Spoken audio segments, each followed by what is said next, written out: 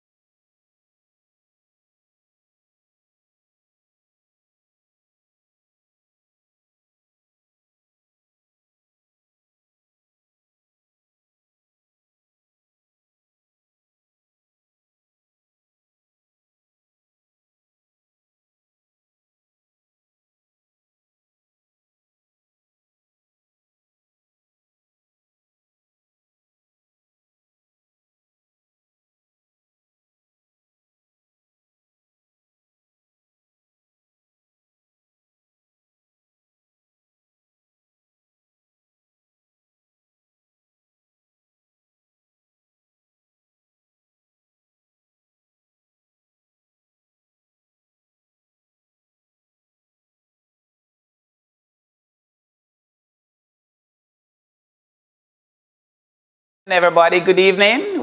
Welcome back to our final culinary arts workshop. And I'm sure you would have been enjoying the information and the sessions that we have done over the past 3 afternoons. And I know that as we move forward, my hope for all of us is that we will use the information given. You take it back to your restaurant, you take it back to your kitchen, you take it back to your cook shop, and you are going to ensure that you follow the steps as we have them laid out to you over the past 3 afternoons. So we conclude today. And again, I will have to walk us through how we get our IDs for those persons who are just joining us. And we are going to be looking at the handbook before Chef join me on set, and then we will continue with the presentation where he left off on Tuesday. So we'll conclude this evening and everybody will be feeling revived and you're going to be energized knowing that you have a wealth of information to use when you go into your different areas. So this evening, usually I start off with prayer. All right? Let us pray. For yet another day, we thank you, God, for the opportunity we have to meet in this fashion. And God, I pray that as the entire Jamaica who are on this platform do listen and they will take the information gained throughout the past 3 evenings into today, which is the 4th afternoon that we'll be doing the workshop. I pray, God, that as they continue to use them in the restaurants, in their cook shops, even at home, I pray, God, that the knowledge gained, they will pass it on from generation to generation. We pray, God, you'd continue to guide us this evening, and for Chef as he come to present us the vision, wisdom, understanding, and knowledge in Jesus' name. Amen. All right, thank you so much. Now, just want to remind us, all of us that are listening, you need to complete that evaluation form. Remember, it was placed in the chat. Want you to complete your evaluation form, and remember to put your email addresses, your name, your telephone number, and your email addresses. Now, I must remind us all that the closing date for entry is Friday, the 26th of April. So, close of entry for culinary arts competition, it's Friday, April 26th. Everybody get that? Please write it down. So, Friday, April 26th, that's the close of entry. All right, so yes, let's go. For the ID, now that's the first step that you must approach. So you're going to go to the JCDC website. And again, it's www.jcdc.gov.jm. So you're going to go to the right-hand corner, click on menu. You go down to competition, then you click onto competition and you go to culinary. When you go to culinary, you're going to click onto the you have the handbook that you're going to be looking at, but you'll see the entry form. Click onto the entry form and then you are going to put in the information asked. When you've done that, you are going to submit and the number, your ID number, will come to your email. Now, the ID number will begin with some capital letters, JCDC, IR, and you have some numbers.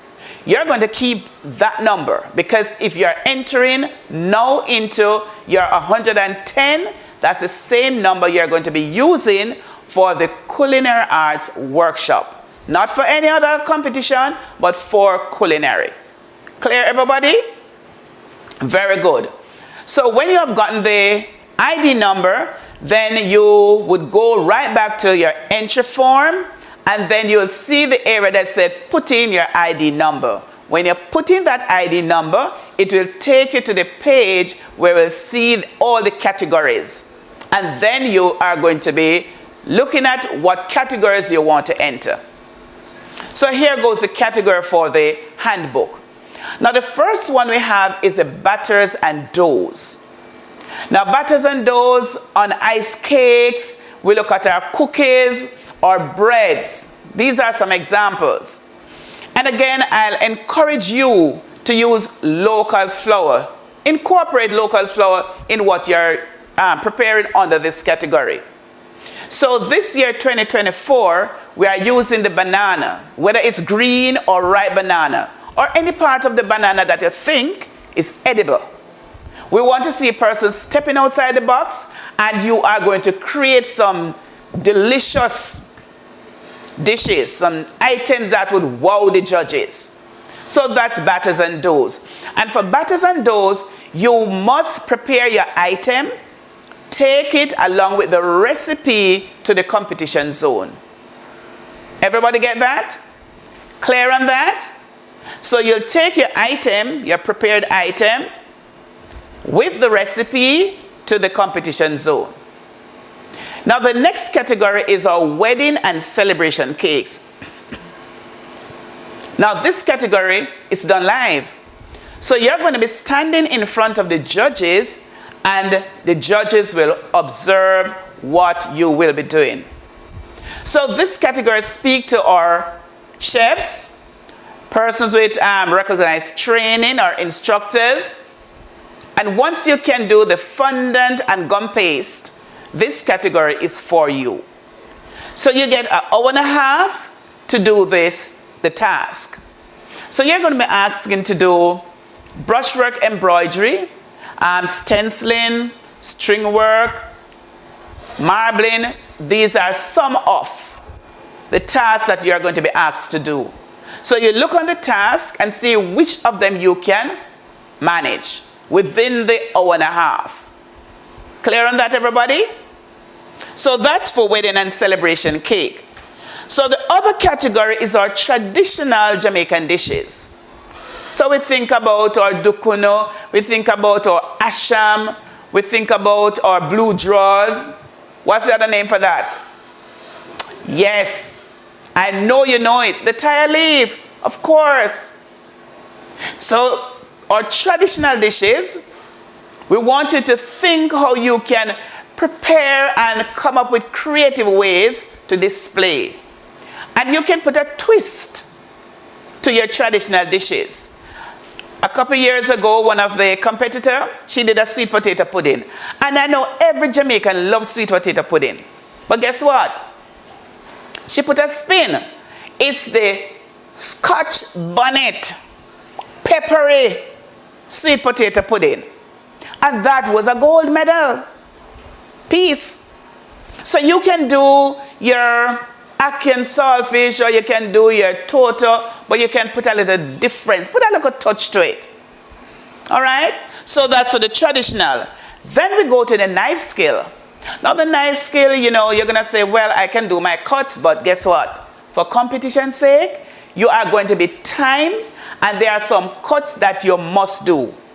You are going to fabricate the chicken, and you are going to be doing this in 40 minutes.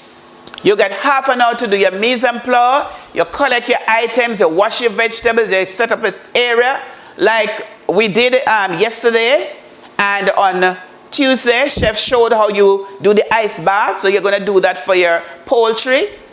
And then you set up your station, get your items ready, judges say begin, and you have 40 minutes to execute the task.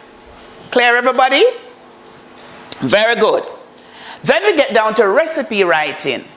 Now for recipe writing, you're going to need, in preparing for the competition, you need your pen, you need a pencil, you need an eraser, you need your measuring devices, your stove, whatever you're going to use to prepare the dish or the item. So you're going to try, and you realize that, oh, I need to erase this, or I need to put something in. So at the end of it all, you will come with the recipe and the already prepared product to the competition zone. So when you come, you're going to put it on the tables. They will be labeled. So you're going to look for the table with recipe writing. You're going to put the item with the recipe on the table and walk away from the area, so the judges will be able to judge and do their deliberations. Clear, everybody? Very good. All right. So we go to preserves and condiments. Now, preserves and condiments, this is something that the younger generations, most persons don't know how to, because they go to the supermarket and buy a jam or maybe some pickles. But it's a skill for you to learn how to make. Now, you will have a lot of maybe mangoes or a tamarind, and you say, oh, I could do a chutney, or I could do some relish. So you're going to be working on what you have around you and to make your preserves and condiments. Now, we know that the pickles we use are vinegar, and we know that in the jam making we use is sugar. So we know that we have some level of preservative there. So remember now that the jelly, it's the extracting the juice from the particular product, whether it's fruit or vegetable, that you boil to extract that juice, that flavor. And you're going to use that with sugar and with some lime juice to give that pectin. And you can even put some lime seed in there to get that pectin, so you can have it gelling. Now the jam has fruits in there, pieces of fruits. So it's not as clear as a jelly. All right? So you're going to come with your jars, the 2 jars, and you're going to take your recipe along with your jams or the pickles or the relish, whichever preserves and condiment, and take it to the competition zone. Everybody understand? Good, very good. Nice to see you all. All right. So we go down to wines and liqueur. Now, I have been telling persons that there's a difference between wines and liqueur. Now, the liqueur is the rum that you flavor. And the wine is wine that you have to use the fruits or vegetable along with the yeast and the sugar to generate that alcohol. So the liqueur, it's flavored rum. And the wine, you have to use yeast with your raisins and your fruits or vegetables with your sugar to develop that alcohol. Clear? So this category, or wines and liqueur, is the only category that you can have 2 bottles of each for this entry. It's the only category. But if you want to do just 2 bottles of wine or 2 bottles of liqueur, that is fine. Clear on wines and liqueur? And remember now that your wine take at least 8 months to a year to ripe to get a nice tasting wine. But if you want a more full-bodied wine, you allow that to age over 1 year. So for persons who would have had some wines in their cellar or under their cupboard for a number of years, now this is the time you can go clarify your wine and bottle them for the competition. All right? Understanding my people from St. Mary? How about those from Manchester? Those from Westmoreland, are you understanding? My Kingstonian, yes, I see you all. All right, very good. So we go down to our team challenge. This category is one that asks 3 persons to be on the team. So when you're entering for this category, 1 person will enter the category, and then we know that 2 other persons will join them. So if you are in a school and Joy Brown enter this category, team challenge, now we know that 2 persons will come with Joy Brown. So the first person is going to do the vegetable cuts. All right? The second person do the fabrication of the protein item, and the third person do the entree. So this is a team challenge. So 1 person will do 1 part, the next person, and the other person will finish the task. And then you get 80 minutes to complete the team challenge. 80 minutes. All right? So for this challenge, you will get a slip of paper just to write the description of what you are doing on that day. All right? Good. Now we go to the mystery basket. Now the mystery basket is 1 person. It's an individual entry. So with the mystery basket, you're getting a bag, a basket, a box, whatever it is that we'll give you. You will not know what is in there. But you'll have to use everything that we give you. That's mystery. All right? So you must do an entree, accompaniment, and a dessert. Now there will be a common table where items will be placed on the table for you to use. And because you're getting an hour and a half, I will not give you oxtail because it takes long to cook. I will give you things that is quick and easy, and you will finish within an hour and a half. Last year they did it and it was fun. Hour and a half. Clear, everybody? And again, you get a sheet of paper to write the description of what you will be doing on the day of competition. All right, so we go down to pan chicken. Now this category, I know a lot of persons say, well, I can't jerk chicken. But guess what? It's not only jerking chicken. You have to use the particular item that we have up for this year, that is banana, whether green or ripe. You must do 2 side dishes and a sauce with your jerk chicken. So you'll have 1 chicken to season, and you get 70 minutes to do the entire task. Jerk the chicken, do the 2 side dishes, and a sauce. Everybody understand?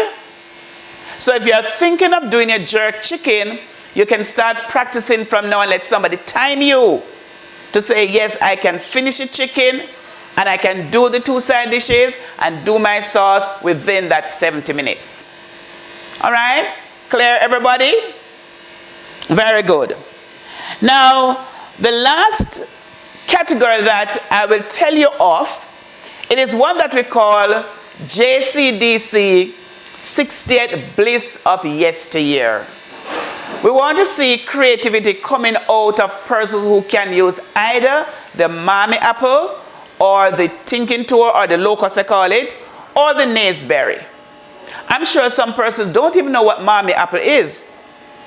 But then you are going to do your research and find it. My people in St. Mary, you know what Mammy apple is. And some persons in St. Andrew, they know it. But these items, whether if you can't get the Mammy apple, you use a locust or use a naseberry. But what you must do with one of these items is to do an entree, you do a dessert, and you do a signature non-alcoholic beverage. Now listen to me. Last year, persons misunderstood this particular category. I know I got from the Western region, one person did all the areas mentioned. And I know I got one from Kingston and St. Andrew, from the Eastern. But persons pick out from the 3 listed and do one. They'll do maybe a Nesberry cheesecake. That's it for special category. Or they may do a thinking to a punch. That's for the category. No, you must do all 3. An entree, a dessert, and a signature non-alcoholic beverage. All 3 you must do, and you're going to be thinking outside the box to say, what can I do? How am I going to incorporate thinking to in something, a protein dish or in a juice or in a dessert? But we want to see how creative you are. And I know that our Jamaicans are so creative. Food, music, you name it. We are so creative. As I said yesterday, we are just coming out of Reggae Month, and we want to maintain our cultural heritage because Bob Marley did something that was good, and we are maintaining that. So our culture, we want to ensure that the generation coming, when we are gone, we want to leave something for them to follow and to use. Clear, everybody? Any question? Because I know I have been going with this over the past 3 evenings. This is our final evening. And for those who are just joining us, I did this for you. So remember now, our close of entry is on the 26th. That is Friday, the 26th of April.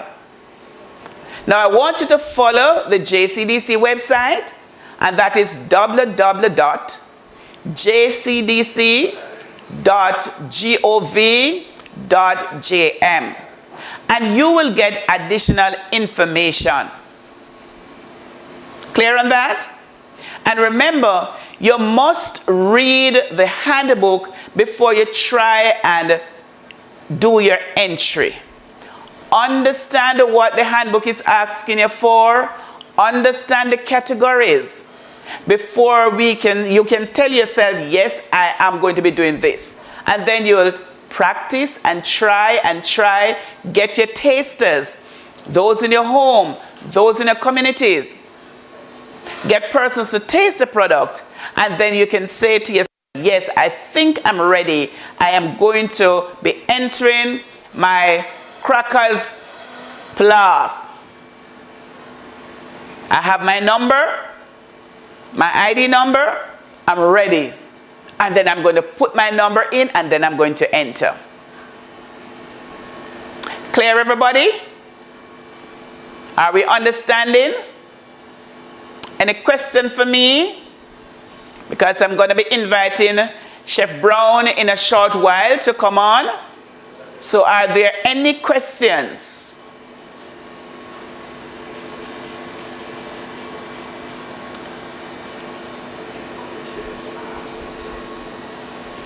Yes, I want you to ask questions now because Chef Brown is coming on and we want it to be very interactive. So ask questions so at least we can clear what it is that you want. We can clarify your queries. We want to ensure that when you leave from this workshop, then it will be crystal clear. And when you submit your entry, There'll be no questions. All right? So remember now, please visit the JCDC website. You can call the JCDC. It's 926-5726-9.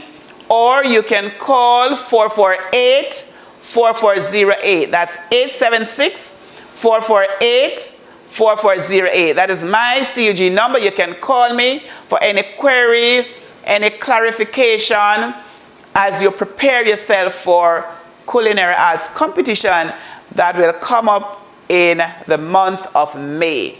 You will get additional information from your parish, all the parishes.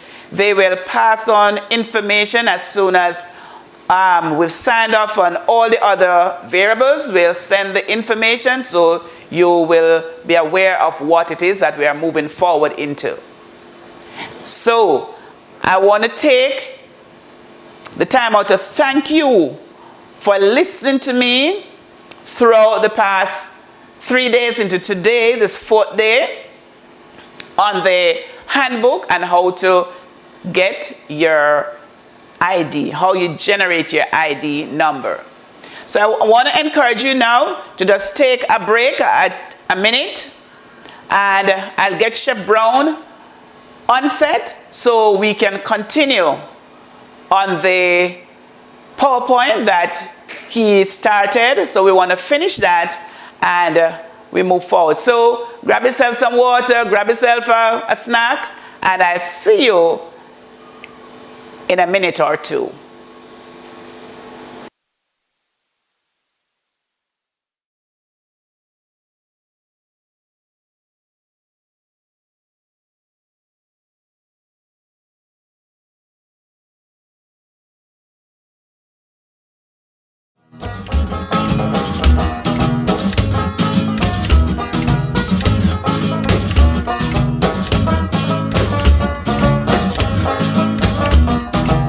Combine and I got tantanti, combine.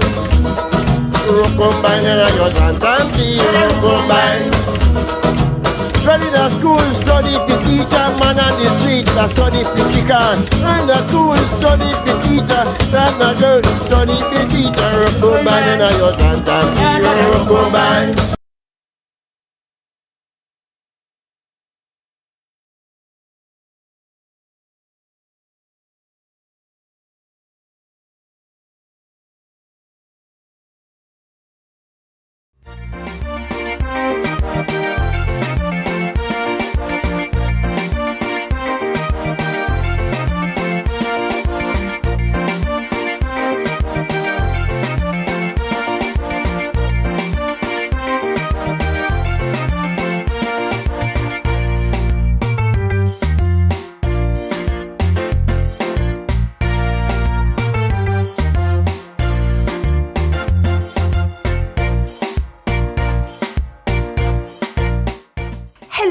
Welcome to this another edition of Arts Jamboree, the Jamaica Cultural Development Commission's showcase of the arts, as we develop, preserve, and promote the creative talents of Jamaicans.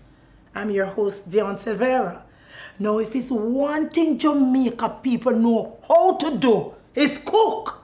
And yeah, well, if you like to do a little bit of both, then this is definitely the show for you. Today we'll be giving you just a small taste of the range of culinary talent the island has to offer, from pickings to bellyful. Grab your pen and paper, man. Trust me, you're going to want to take notes. Come. The JCDC's mandate is to unearth, develop, promote, and preserve the culinary talents in individuals. Now, we have 13 categories of which persons can enter. We advise persons to enter at least 3 or 4 the maximum, because we want when you enter, you'll have medals, not necessarily certificates. Because some persons might enter all categories and they get only certificates. But we want you to enter just enough so you can be medaled. We want competitors to understand that it is for amateur, and the exposure at this level will do much for them. Now, these individuals, you will see a lot of persons over time will tell you that they walk through the JCDC Culinary Arts competition and where they are now. Myself, for example, I was a competitor and I'm now sitting at the head as the Culinary Arts Development Specialist. So we want other persons to come on board in spite of the COVID-19. We have something for you, especially for you this year. We are going virtual and persons can see some of what the competitors have done. And I'm hoping that it will inspire others to do likewise. The participants who we have invited to do their presentation today, we will see them stepping outside the box. Now they will be preparing dishes from items that you would say, wow, can those two go together? For example, one participant will be preparing her sweet potato pepper pudding. The other one will be preparing jackfruit rum cake. Those were golden pieces in their respective year. And so I'm encouraging persons who want to explore the avenue like I am always exploring, to step outside the box and to be creative in your approach when it comes to food.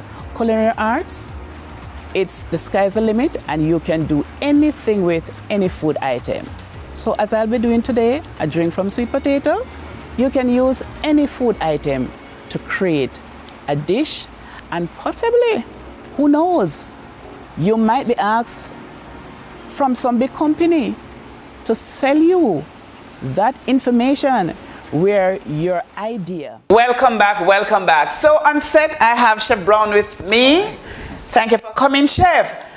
And I know you would have been enjoying the video that you have been watching just now from 2020. Yes, the year 2020 that was done. And I'm sure that some persons would remember being a part of the team. Some persons from St. Mary, my friends from over Trelawney, my friend from Westmoreland St. James, that's Mr. Swabian Gordon. So these are gold medal winners.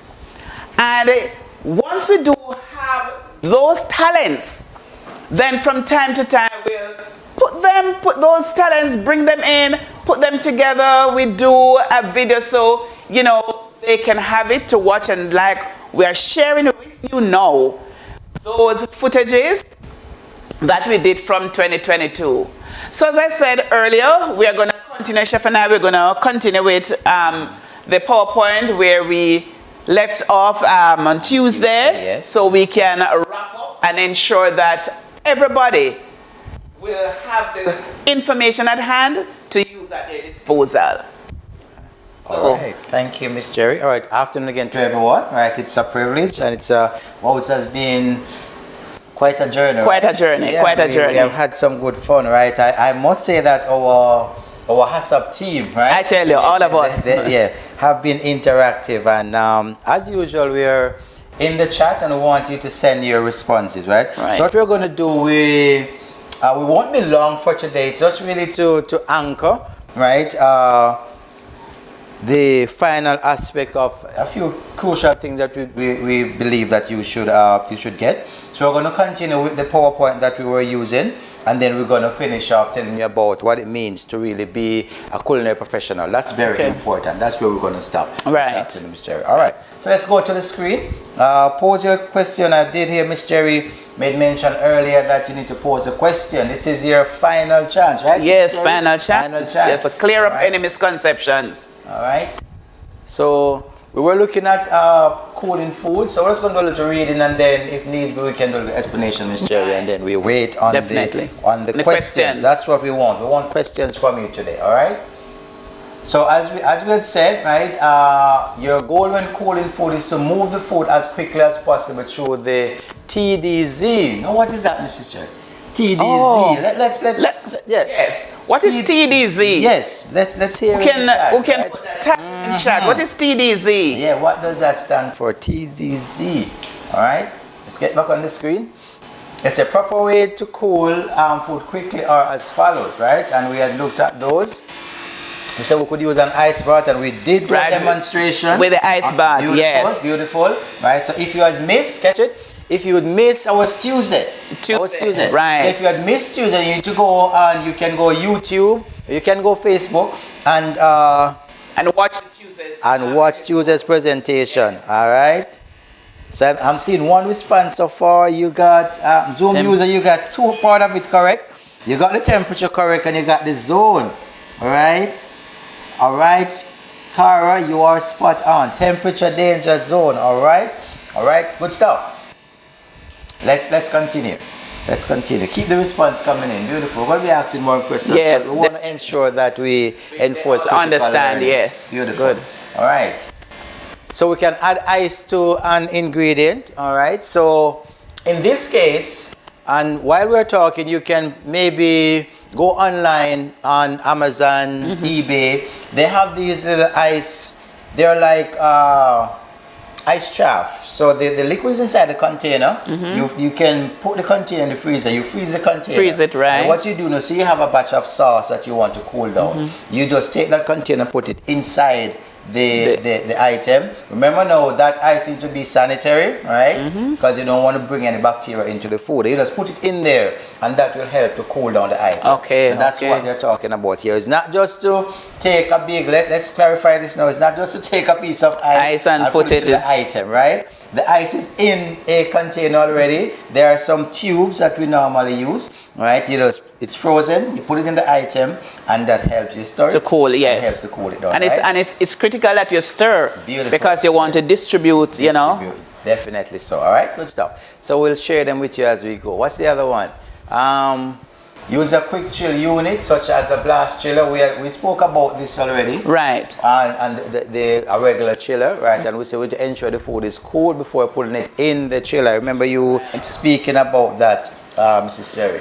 All right. What's it? Separate food into small portion. We cover all of these, yes, right? all of those are covered. So we're just going over just to reinforce critical learning here. All right. Once food has been cooled to 70, right, it should be placed in the refrigerator as follows, right? Place in shallow stainless steel pans, no more than 4 inch deep. That way the food gets cooled faster, right? So no tall pans, right? Shallow pans. And as I say, stainless steel because of the stainless steel, it will conduct. The heat faster, cools faster with the stainless steel rather than the plastic, and other containers. That's the reason why. Yeah, and I'm glad you made that point. In the kitchen normally you see most of the items are stainless steel, right? Because they're a good conductor of both hot and cold, all right? Let's keep it moving, all right? Make sure pan cover is loose to allow the heat to escape. So what we're saying, if you put the item in the fridge and you know that it needs additional cooling, don't seal the container. Right. Yeah, you spoke about that as well. You'll spoil the item. Spoil the item. And again, persons must understand that when you cover, you understand the conduct and convection, beautiful. With the water there. Yes, yes. Or another way persons can do, if they think they need to, if it's not quite cool and they need to put something over, it's safe to put a piece of paper towel to absorb that moisture. Because once the moisture gets there, then your product will go bad. That is true. All right, let's keep it moving.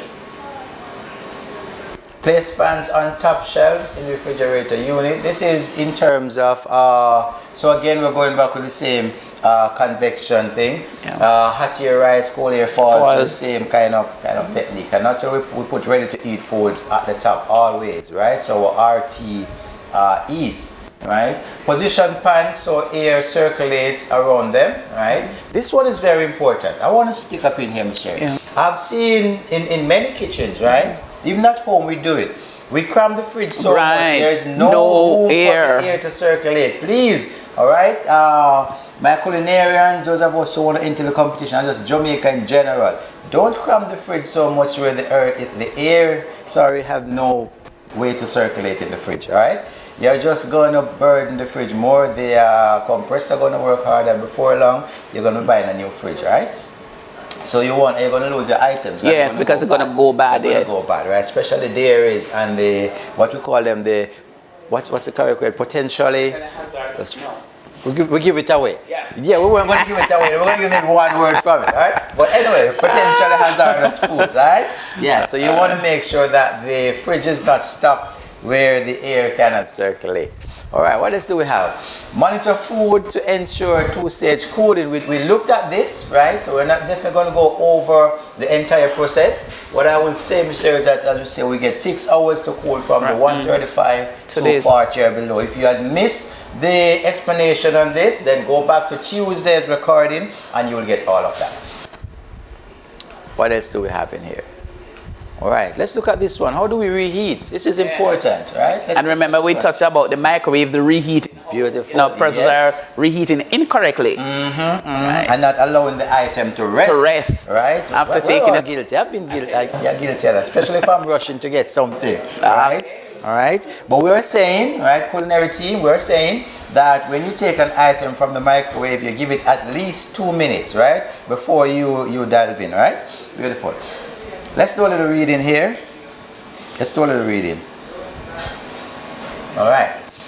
I'm seeing something in the chat. Something popped up just now. What's the comment here? All right, Tanisha. Food must store in right designated area. Yeah. That is correct. That is spot on, right? Let's do a little reading. The goal of reheating is to move food as quickly as possible through the temperature danger zone, right? It is critical when reheating food to cook the food to a minimum of 165. It's a giver, 165, right?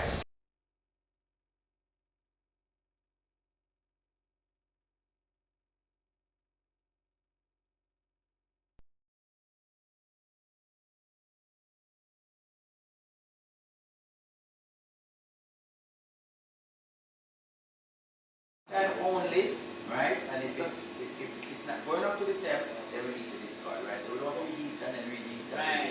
So if you're going to be having a meal, and you know that you can only take a cup, you want a cup, you just take a cup from that.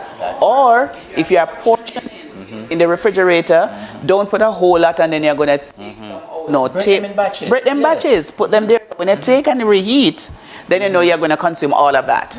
That is true.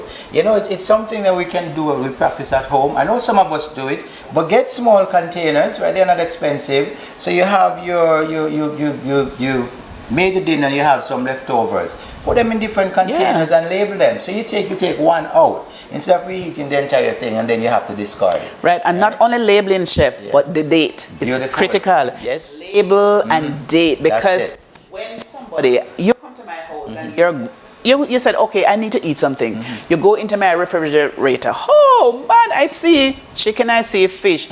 When did I put it there? I have no idea. Okay, so you want to know when it's there, the day, so you're going to do a FIFA system. Beautiful. First in, first out. Right. That's very important. We can practice these simple things at home, right? It makes a difference. Yeah, definitely.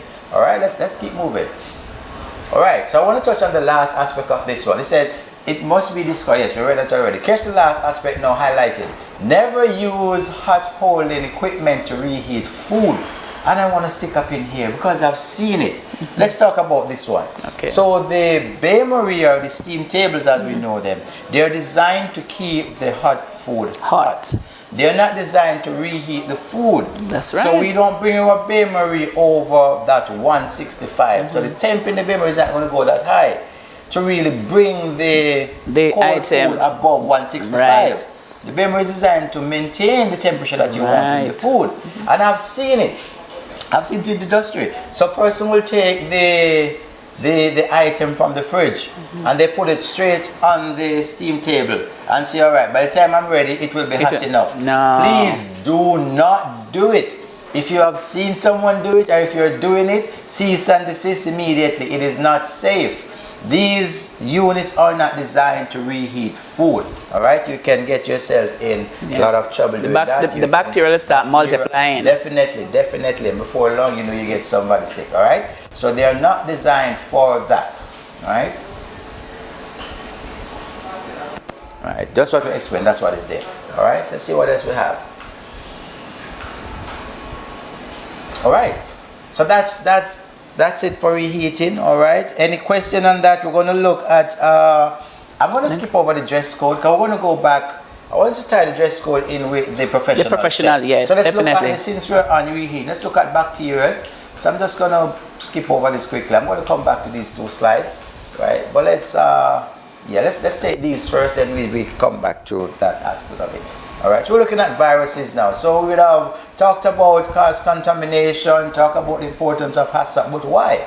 Why is this important? Let's look a little at these dangerous guys now who we don't want in our food, right? We don't want, and we can't see. All right, and we can't see. Beautiful. All right, viruses have been associated with eating unsafe food. All right, for example, now viruses associated with contaminated water, raw shellfish caught from populated areas, on unhygienic practices of food handlers, right?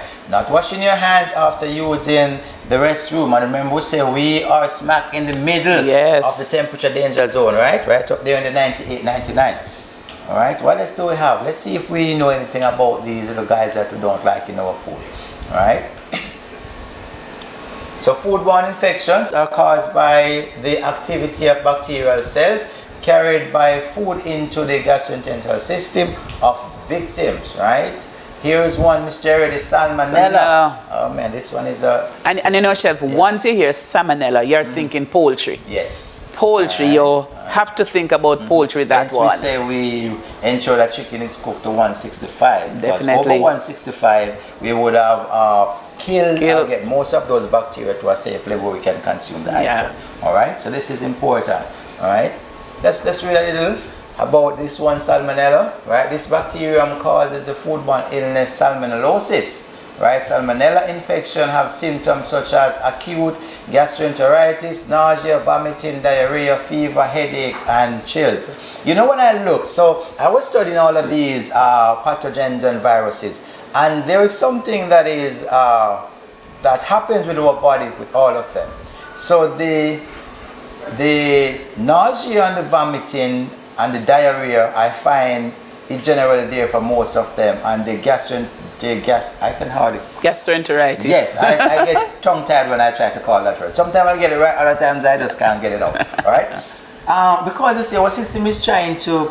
It's fighting back. Yes, it's and fighting. Wants to push it out. Any means possible. Yes, right? to get it so out. It's going to try to get it out. So you'll find that you're going to find these are some similar things. In more severe cases now, the headaches come on, the chills come on, the fevers, and some of those things will come on. Right? But we don't want to play around with no, we don't want to. Right? Yeah, dangerous thing. Right? This can cause death. All right, what else do we have in here? Shigella. Oh, this is another one. Another bacterium which causes foodborne illness, shigellosis, right? Symptoms include diarrhea, cramps, chills, and fever. Right? Another one, listeria. This bacterium is responsible for listeriosis, right, and may be transmitted in unwashed leafy vegetables, fruit, and soils. And I remember Mr. O'Dane Brown yesterday, when he spoke about, in his presentation, he made mention of where we need to, and we spoke of it earlier in the week as well, where we need to get our items from reputable sources that are reputable, right, because we can end up with carrying bacteria in our food. As well, myself and Mr. Doyle, we touched on this as well, that we need to ensure that we wash. So, HACCP team, check it. Ensure that when you go to the market and you buy the items, no more just bring in the skillet and put it in the fridge. Wash. Right? Wash the items first. It might take you a little time, but it's for our very own health and safety. All right? Don't just put the item because you don't know what is it that you're carrying in on this item, what you're putting in your fridge. That's so right. I put the item now in the fridge, right, in that little jar here and there. I take it out and I go and I touch the cheese. Oh, look at that. Ready to eat. Right? And right there and then later on I said, what, I'm getting a tummy not feeling well. Feeling, right. And then you're wondering, hey, what did you eat? Right there it is, right? Yeah. Let's see what else we have here. All right. And then, you know, Chef, sometimes when you buy, especially the sweet peppers, when you get that from the market, you realize that some of the traces are maybe pesticide or what they use on it, you see it on the sweet pepper. So you must wash before you put it in the refrigerator, because you have other vegetables that are in there. Yeah. And as I say, you may take one out and you go take a piece of cheese and there goes. Beautiful, that's it, right?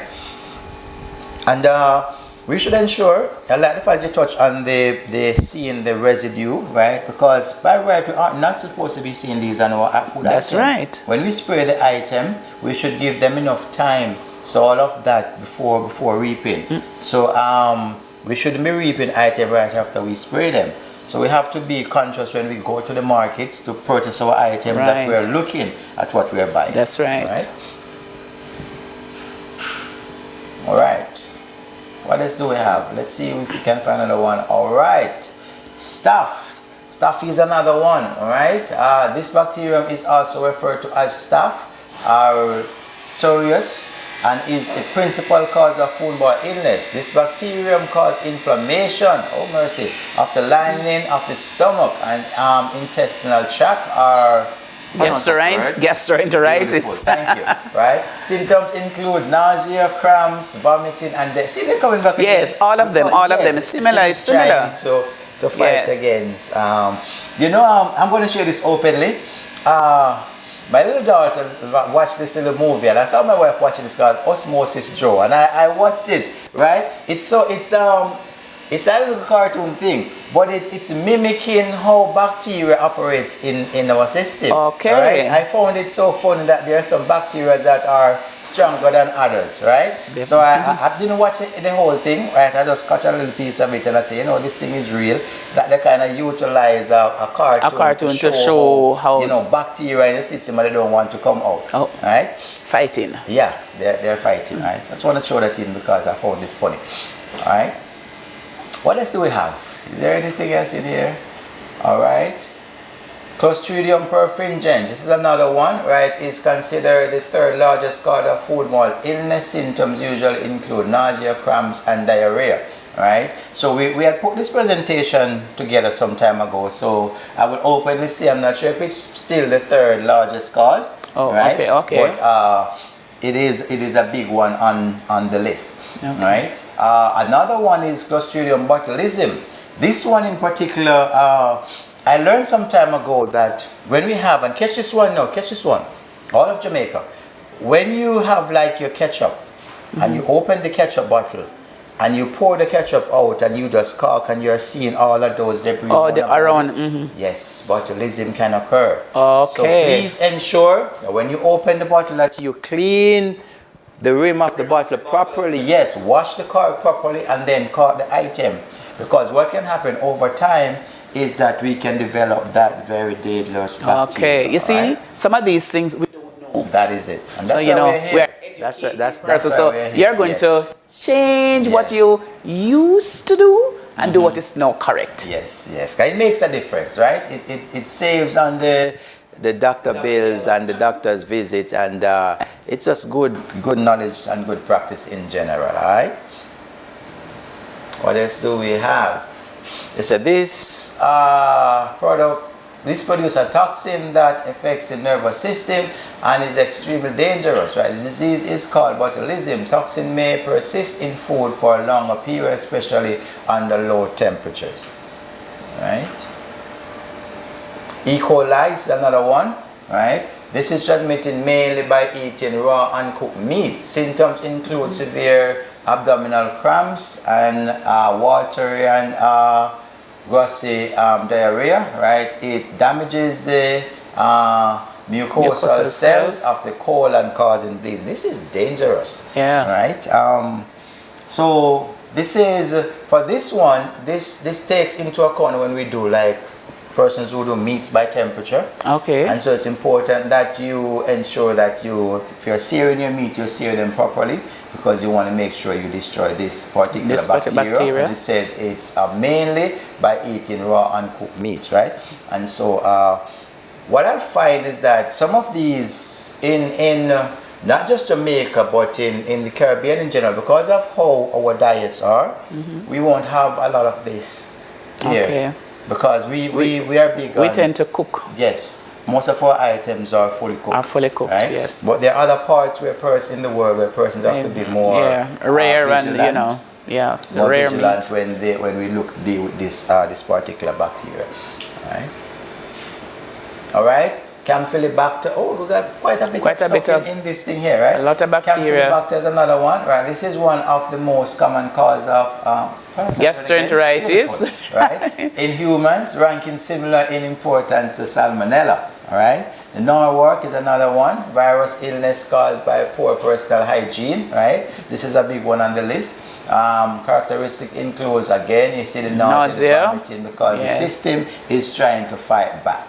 All right, I think that should be the last one on it. All right, before we go to the brigade, I want to go back to the any question? Let's do the dress code, and then when using, so let's look at the chat for a little. Let's look at the chat. All right, because we did ask you to share with us. All right, I'm pulling back just to see. All right, so we start take it from here. Alright, we'll look at that already from Tanisha. Tanisha, hair must be neatly cut or combed. Clean uniform nails must be. Yes, we're going to look at this right here in the presentation even now. Personal hygiene must be on part. Yes. Preventing cross-contamination. Alright. Proper washing hands. Washing. When using gloves or change glove, right? When dealing with other items, right? Question, color code cutting boards will help in reduce cross-contamination. Yes, we need to do that. Cutting board. So that's the last question here. Gregory. Oh, Gregory McBeam. All right, how are you doing, Gregory? This is one of my students. I'll say it openly, right? So it is important that we use our color-coded board. They are color-coded for a reason, right? Because it's one of the, see, we talk about the critical control point. This is one of the control point that has been set in place by the industry. So if I know I'm going to deal with meat, then I'm going to go for that red looking board. If I'm going to deal with fish, I'm going for the blue board. If I'm going to deal with poultry, I'm going for the what color board? Let them tell us. Come on, what color board for the poultry? Right? If I'm going to deal with cooked items, what color board am I going for? If I'm dealing with vegetables, what color board? Right? So it helps, right? It's a control point that is there for us, right? But chef, might I ask, why is it that they use color code board across the world? Tell me why. Because I have persons in Spain, I have persons in Portugal, I have persons in the Philippines, I have persons in Cuba. If they should come to us now and we have all the color coded boards, all the colors, they will relate. So why is it? Right, share your response with us in the chat. Let's hear what you're thinking. All right, because it's very important. All right. Yeah. There are some. I've been to restaurants overseas as well where all the boards are white boards, but on the edge you'll have the color coded. Yes. Yeah. Right. No matter the language you speak, you will understand. All right. I like that. Okay. For consistency.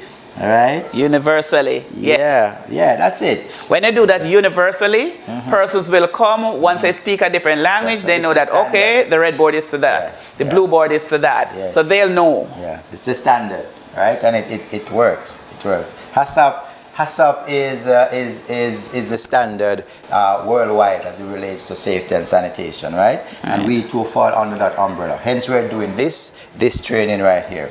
Beautiful. Love the response. Okay, good. All right, let's see what else we can pull out of this PowerPoint here. Now we're going to switch gear now to, as we seek to anchor and close off. We're now going to look at. Let's go back a few slides, right? We'll go to the dress code. So we're going to look at, is this where we stop? Yes, right the dress here. code. All right, dress code. So we start right here, right? And this is where we're going to anchor. this training, Ms. Jerry, because all of what have been said is important that we know understand. Why are we doing it? Yes. Why are we chefs? Why are we definitely culinary professionals? Right. Why do we ask that you look a particular way when you come to the competition? Why do we ask that you operate in a particular manner? So let's look at that, right? All right, let's dive in. All right, so dress code. So what we want to do, we want to cover all cuts and burns, right, with a bandage and our glove if you have any injury on your hand, right? Talking about safety, wear your hat, right, or proper hair restraint. So if you have any form of beard, you wear your beard restraint, right, wear a proper hat. And it's not just to catch the hat. This is something I've seen again, right? Don't just catch the hat on top of your head and the hair is hanging out. Right, it should be covered. It should be covered, right? It should be covered. Wear clean clothes, closed-toe shoe. Wear clean closed-toe shoe with rubber soles, right? So they are nice and comfy and non-stick, right? We definitely know we need to take our showers daily, right? That's a giver. Always have neat and clean hair, and some of these responses were coming out in the chat. Right, yes. All right, so here's a question. When is it appropriate to use a wooden cutting board? All right, so we don't recommend using this in the industry. This is more like for your personal use. If they're doing a cheese board, you know, they can use that. But and this is different because and I like that you brought up the cheese board. The boards that we use for in the we call it chakaturi, right, for doing our display for cold cuts and stuff. If you realize those boards have been treated and they have a varnish, a coating over them, right? Once you take a board and you're going to cut into that, you are now going to introduce some form of bacteria, right? So we don't recommend using I've been in the industry more than 2 decades, Mr. and I've never seen a wooden chopping board in any industry, any restaurant, neither local nor overseas, far and wide, simply because of what we would have been doing since Monday. We want to eliminate any control, any bacteria, any chance, right, if we bring in bacteria in the environment, right? So one of the control points is that we are saying no wooden chopping boards in the kitchen, all right? If you're going to have wooden board, you have to be more like for a presentation, and it must not be raw board, right? Not raw board, has to be something that has gone through the process, nice to shine down and sheen the coating, all right? So someone gave the response, wooden boards get contaminated easily. So we want to pull away from that. No more than ever, there are a lot of places where you can go and get nice chopping boards, right? They're not expensive, right? And they're designed to hold and cut properly, all right? Good stuff. Like the questions, keep them coming. Let's go back to our slide until you're ready for us again. All right. This is the second part of the dress code. Properly groom your fingernails and hands, right? So that is critical. Tall nails, yes. And yesterday I said to somebody, don't watch some of the international chefs that are on. You watch a Rachel Ray program and you're gonna see her nails and she's in heels. Now you can't wear heels in the kitchen. In the industry, no, cannot wear heels. Now your nails short, round. For persons in the industry, it's not recommended for you to put on nail polish. That's no. It's a no. It's a no. No nail polish. Yeah. All right. Beautiful. Thank you for that, sir. Right. And I like the fact that you hint on, because we're in an age now where everything is online. Right. So as we touch, and that's where we're anchoring here, so we understand the do's and the don'ts, because there's been a lot of breakdown in the industry. I've seen it where we look and we watch what is happening in other places of the world, and we want to follow. It's not everything. A lot of what we see, some of it just for show, right? And so we have to be careful what we do, right? So let's put a little more information here so we can be guided accordingly. Do not wear your rings, necklace, watches, bracelets, dangly or loose earring, or facial piercing. All these are no for the kitchen. All right. And I know you're going to say, but I've seen person in it. It's a no-no because you don't know what can happen and something fall off in the food. If you have your jacket is loose, you have jewelry dangling, it can catch into something, and before you know it, we end up in serious trouble, right? You might even end up in the hospital. Because the equipment can get caught with it and then pull you in. That's it. Or, you can cut somewhere and the next thing, the entire process of whatever you're doing is gone. That's true. That's all right. They're pretty self-explanatory, so we're not going to spend much time on them. We're just going to follow, right? No chewing off gum. That's a sore point, chef. Yes, man. That's another one. It is not only in the industry, but sometimes you go to some other business places. Persons are talking to you to see them chewing the gum. It's distasteful. We should never chew gum. Right? It's very important we don't do that. All right. So you're working again. This is another one that I've seen. If you're going to take, for those who smoke, I want to touch it, right? If you get your 5 minutes to give you a smoke break, ensure that you wash your hand before you get back in the kitchen. All right. Don't forget these things. All right. It's very important. All right. Let's pull some more info from here. Only eat, drink, and smoke in designated area. All right. That's a giver. Self-explanatory. Right. No eating in the kitchen. Right. And we to be frank and upfront about it, I mean, in my younger years, it's stuff that we normally do, right? We get a break and we just go to the side and we eat. But we weren't looking at the outcome and what can happen from doing this, all right?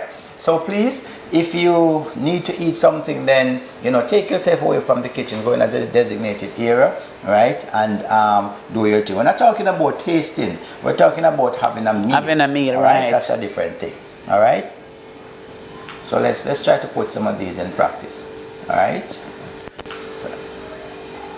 So now we're going to go back now over to this slide, which we really want to spend a few minutes on. All right. And then we will wrap up. All right. The classic brigade system. Right. So let's touch a little on the industry itself. Right. Why doing this training? Why are we attired in chef uniform? Why am I wearing a tall chef hat? The industry that you're in, right? Whether you're a commis chef, whether you're a server, once you're in the hospitality industry, right? This matters to you, right? Most of the titles are coming from the French, as we would know, right? Escoffier, I tell you. Escoffier is a gentleman who designed the brigade as we know it, right? So these titles that we have here, going back on screen, right, is a part of what is known as the classic brigade system. So you'll have the chef de cuisine. A chef de cuisine, the title is somewhat interchangeable with an executive chef, but now in modern time, mostly you will have exec chef that manages the operation. If you should work maybe on a cruise line, for argument's sake, for all of the galleys, you would have a chef de cuisine who manages a galley. Particular galley. Right? Or for some of the bigger hotels, you will have a chef de cuisine who manages a particular restaurant. So the chef de cuisine is an interchangeable title with the exec chef. He should have the same level of knowledge to manage a team and to do everything that the exec chef is able to do. Right? So it's a good big title. Right? Then we have the sous chef. The sous chef or the exec sous chef falls right beneath the chef de cuisine or the exec chef. Then we have our chef de parties. Chef de parties, as we know, is the first line of supervisory. So when you're doing like Heart, when you train with Heart, you do level 3, which is a chef de party course. And a part of that training, we cover areas like conflict management. You touch on basic food costing and stuff like that, and they teach you all of that. So it's the first level. So you're now not just cooking, but now you get an understanding as to why the chef is doing some things that he's doing, right? Very important, right? Then we have these other positions now are area chefs, right? You might hear that term sometime as well. So you have the saucier. This is the individual who, when I talk about these things, I get excited, right? Because again, I've been privileged to work, on the cruise line, and I work most of these stations. Right? So like the saucier, you're responsible for making all the sauces. All the big batches of sauce. One of my job was to do all the sauces and send them to other areas, because sometimes you have to make sauce not just for your area, but you have to send everybody to another else. Kitchen. Yes, another galley rather, right? You have the poisoner. right? We have the grillardine, we have the fritter, which is the frying man, the rôtisseur, which is the roast man, the patager, the legumer, right? The entremeter, the garmager, right? That word garmager, I will tell you, there's a story on this one, right? And I hope we'll share with us in the chat, right? If this is exciting for you, right? You can share with us in the chat, right? You're learning the industry a little bit, right? For those who don't know, right? This word here, when I saw it the first time and they were saying garmager, I was like, what's the word? And I looked up the word. I didn't know that was a word because it doesn't spell anyway like garmager, that's French. Yes, right? That's French. And so that whenever I see this word, it always flicker back to me, right? You have the tournament. The tournament, again, these are like, they're similar to the chef de parties, but they're a little higher. They're station chef as well, rounded with knowledge. I've been privileged to work with some good tournaments while I was on the cruise line, right? So chef, you know, for persons who have not been in the industry, now they will understand now that when you go in the industry to work, they're not expecting you to do everything. That is true. Because the garmager, for example, if you're going to be doing the salads, that person does the salads and the cold cuts. Those are what that person deals with. You know, you want to do any ice carving, anything on the cold side, the garmager. So if you're thinking of getting in the industry, look at one of these. You don't, when you look at the executive chef, the executive chef will know about all the other areas beneath. Definitely. But then you're going to have one person to do a particular area because you will be burnt out if one person was to do everything. And it's designed that way for ease of access. So one, you get to learn. As you say, you get to manage and learn an area, and then you can move on. Right. Because what I've found is that there are some persons who would like, for argument's sake, they like the pantry, so garmager. Yeah. So they're good at making the salads, good at sandwiches, the cold cuts, the sandwiches, cold sandwiches. So they're good at that, but they don't want to be on the range. They don't want to be on the grill. Or where the sauce is, because they can't manage the heat. And so as chefs, what we try to do is while we want to cross-train persons, we still want to look at where the strengths lies. Right, definitely. So yes, we definitely push for cross-training, and it's not that you're going to get one area only to work, but there's some persons who, that's their strong point. Right. And so you just let them stay. If they want to be a garmager, let them be a garmager, right? Garmagers are hard to find. I tell you. Yeah, man, yes. Good garmagers are hard to find, right? And then we have the pâtissier and then the commis.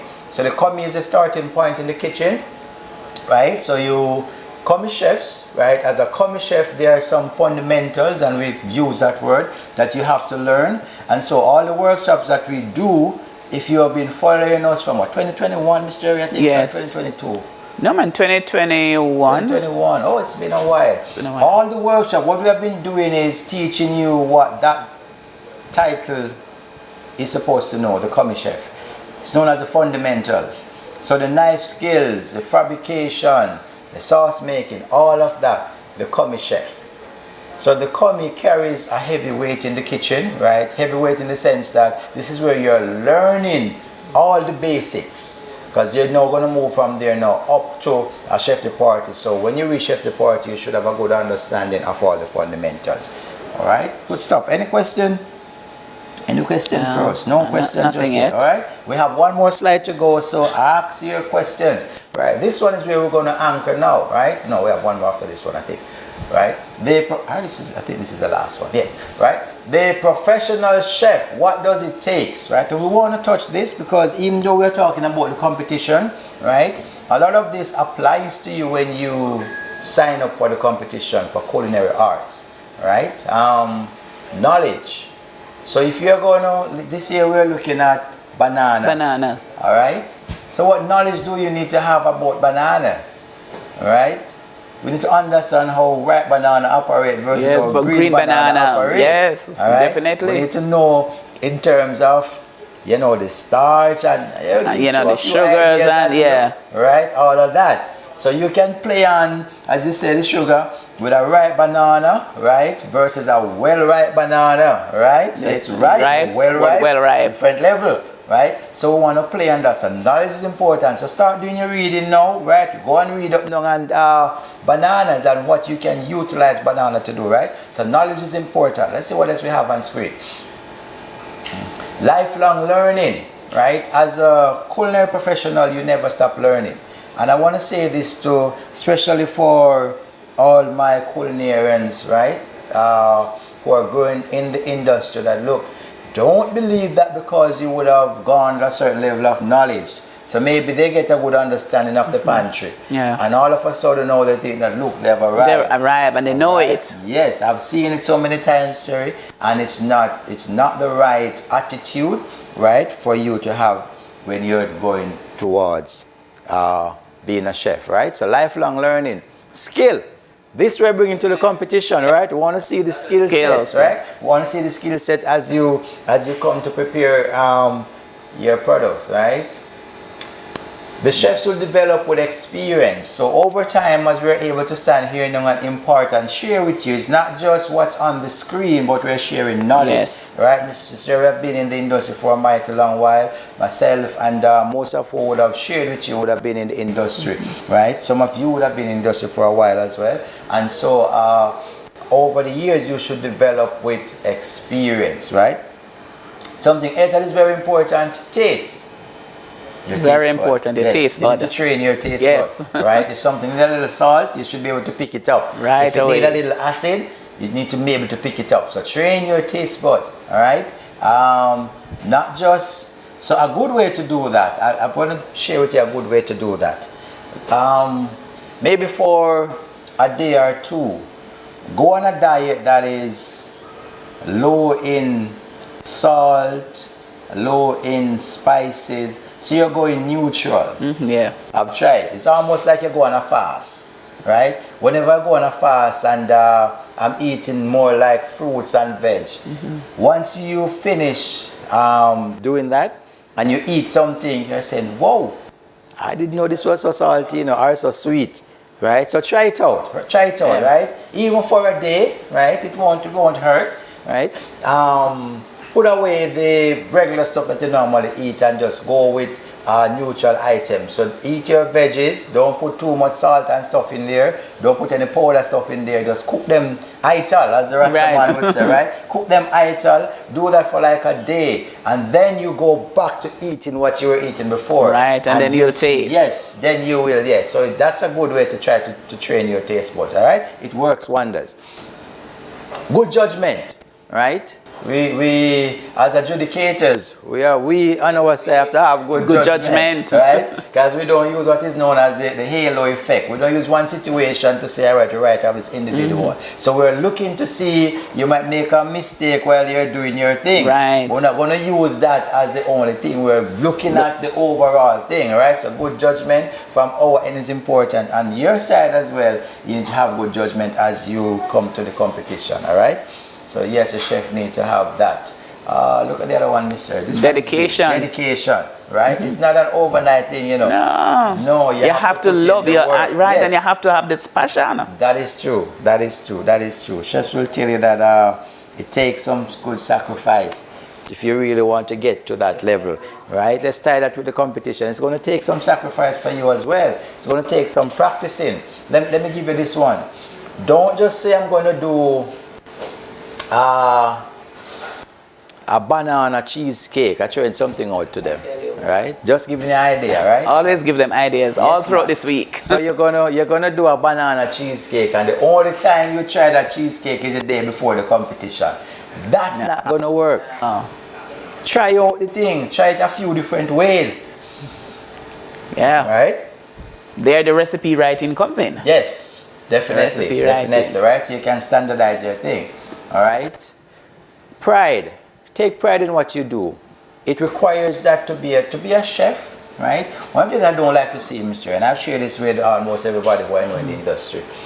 There was a time, and I'm trying to coin it correctly, where the notion was if the chef don't look dirty, he's not working. That's not true, right? I have to be crispy all the time. Yes, I have to look nice and clean, because we spoke about bacteria sanitation and all of that. So I need to look the part. Of course. You know? And then sometimes, chef, a guest may want to have a word with the chef. Going. Yes. That's where I was going. So sometimes would want to send one of the younger chef who say, here, go and talk to that individual. But you can't if they're not looking the part. Right. Right? And so generally what we tend to do, even for persons who are going on the buffet line, we have them, maybe change the jacket or put on a hat, and so they look different. You need to look the part, right? Remember, we eat with our eyes first. So if I see, come to the buffet line and you look... You're dirty. I don't want to eat from you. Yeah, I don't want the food, right? So it's very important that we take pride in everything that we do, right? So we don't wear our chef gears on the road, right? We don't behave in a certain manner, right? It's very important, and we respect each other, right? And as I said, don't wear it on the road. I watched those trainees that were here yesterday evening. They walk with their chef uniform, and when they get here, they go and change. Yes. So and when they were finished here, they went and they changed, and they're on their way home. So that's what we need to do. All right, beautiful. Before we go to the last one, we anchored with this one, but let's take this question in the chat. This one is coming from Williamson, H. Williamson. Is the color of the jacket and the type of hat linked to the level of the chef? So I'm going to say yes, and I'm going to say no. I'll tell you why. I'll tell you why it's a yes and no. Generally, the standard is white jacket. So you'll find that even for myself, for every level of senior training that we do, it's white jacket. So white jacket is the standard. Different companies would do color-coded jackets, so you will have the green, the black, and stuff. And the red, and so on. In general, it's white jacket. The jacket in of itself doesn't say or give rank, right? But it really comes down to what the company want to use, their color code, but the general standard for the industry is white. That's it. White chef jacket, black or checkered pants, your black or checkered apron, your scarf, and your scarlet toque. The hat here, scarlet toque, right? And your toque. Now let's touch on the toque a little bit. The toque represents rank. So that one we touch rank on that. So generally in my younger years, Mr. Eric, I couldn't just take up a tall toque and put it on. I've seen where in recent times persons just wear them loosely, but that was never the standard. It was only when I just entered the industry many moons ago, only the executive chef, the exec sous chef, and the sous chef, those were the individual who would wear the tall toque, right? What we would wear is smaller hats, right? And as you go up the rank, then you will get the toque. What will happen is if you're going on the buffet line, the chef might say, all right, here's a toque you can put on that to go on the buffet line. But in general, it was designed that way that the toques would represent executive rank, right? But again, it's something that I've seen now where it's not changing. They're changing now because you don't find only executives wear it. I want to say it's kind of watered down. No, yes. Forgive me, but it's the truth, right? It's kind of like that now. But you're welcome. Yeah. But it is what it's supposed to be, that when you see, and I want to share this openly as we seek to wrap up. Don't just put on a tall hat. It represents something. So you of yourself, each time when you take up the hat, so I take up this hat and I'm going to put it on. I'm saying to myself, so as I put it up, am I at the level to wear this hat? That's it. So don't just put it on and say it looks fancy. Examine yourself as a culinary professional. What level am I? Not saying you can't wear the hat, but strive to get to the level where the hat is. Right. That's very important, right? We speak frank and upfront, because we're learning together. And the final one on this now is my all-time favorite. Humility. Yes. Right. I put this in the slides as it wasn't in the original document. But I have to be humble. Right? You have to be humble if you want to be the best that you can be in any discipline, not just as chefs, right? humility is the order of the day. So don't get ahead of yourself, right? That's my final word as I hand over to Miss Jerry to close us out, right? Don't get ahead of yourself in anything that you do. Remain humble, and you will see that all the blessing will come your way, and you will learn more, and persons will want to be around you, right? It's my final words for this afternoon. I hand back over to Miss Jerry. It was a pleasure doing this training, right? I myself would have garnered from you, and I hope you would have learned some stuff. Go back online. If you missed the videos, go back and watch the videos, and more important than anything else, put what you would have learned into practice. Thank you again, and I hand over now to Miss Jerry to take us out. Thank you, Chef. You're welcome. And let me see you put your hands together for Chef. Let me see those emojis. Come on, put your hands together for Chef Brown. He has been one of those faithful ones. I can call on him anytime for information to say, Chef, I am going on a workshop. You know, I want you to be a part of the team. And he's just humbled, you know, and say, yes, I will be there. So, Chef, I want to thank you so much. I know you have a lot on your plate. And as I mentioned earlier, that, you know, he's the owner of a newly opened restaurant in Healthy Gourmet Catering. Yeah. Those in Portmore, you can visit that. You'll see more about that coming up. But I want to thank you all for being a part of this year's 2024 workshop. And I'm looking forward to see many entries coming in after this evening. Because I know with the information that you have gone over the past 4 days, then you are going to go right ahead and put your entries in. Yeah. Don't wait until the last minute. Don't wait until the day before. Please put your entries in early so we can make preparation for you. Because if you wait until the last minute, then we will not be able to make adequate preparation. So again, please remember, fill out the evaluation form. It was placed in the chat. Thank you so much. As I said yesterday, as soon as we have signed off, you will learn more of the date for competition. It is in May. It is in May. So continue to follow us on our pages and call the parish offices. I gave my number earlier and the number for the commission. So you follow us, you call, and we will give you the dates as we would sign off on those dates and the place that we will be having a competition. So once again, I want to thank you. Is there? Yes, you will be given a certificate for persons who would have send their email addresses. You'll be given a certificate of participation for this training that we have done here.